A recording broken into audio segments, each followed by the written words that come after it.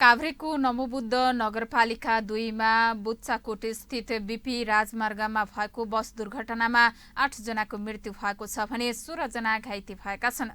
शुक्रबार दिउँसो करिब 2 बजे बनेपाबाट रोसी गाउँपालिका स्थित सुगुरेतर्फ जाँदै गरेको बा 3 ख 8398 नम्बरको यात्रुवाहक बस अनियन्त्रित भई सडकबाट करिब 300 मिटर तल खसेपछि दुर्घटना भएको हो।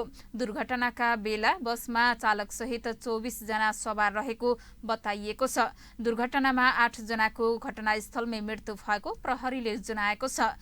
दुर्घटनामा घाइते भएका 16 जनाको धुलीखेल अस्पतालमा उपचार भइरहेको छ। लुम्बिनी प्रदेश प्रहरी प्रमुख डीआईजी भूपेन्द्र बहादुर खत्रीले सवारी दुर्घटना हुनुको मुख्य कारण यसरी बताउनुहुन्छ। अथवा मादक पदार्थ सेवन गरेपछि त्यो एक खालको त्यसले दिने इन्टोक्सिकेसनले पनि हामीलाई जो तीव्र गतिमा लाँदो रहेछ।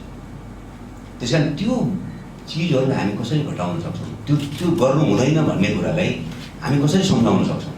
स्कुलमा त गएको छौँ, कम्युनिटीमा त गएको छौँ, बोर्डहरू पनि राखिदिएको छौँ।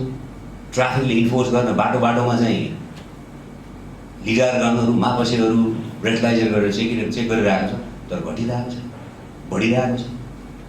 त्यसकारण अहिले अब अलिक फरक ढङ्गले जानुपर्छ कि सचेतनाको मोडालिटी पनि चेन्ज गर्नुपर्छ कि भनेर अहिले हामीले एउटा त यो एक्ट फर सेफ्टी भन्ने उमा प्रोग्रामबाट पनि केही आउटकम्सहरू निकाल्दैछौँ।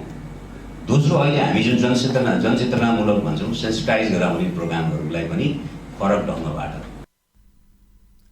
घटनास्थलमा प्रहरी, स्थानीयवासी तथा उद्धारकर्मीको टोली पुगेर उद्धार कार्य गरेको थियो। दुर्घटनाको कारणबारे अनुसन्धान भइरहेको प्रहरीले जनाएको छ। प्रहरीका अनुसार मृतकहरूको पहिचान तथा थप विवरण सङ्कलन भइरहेको छ।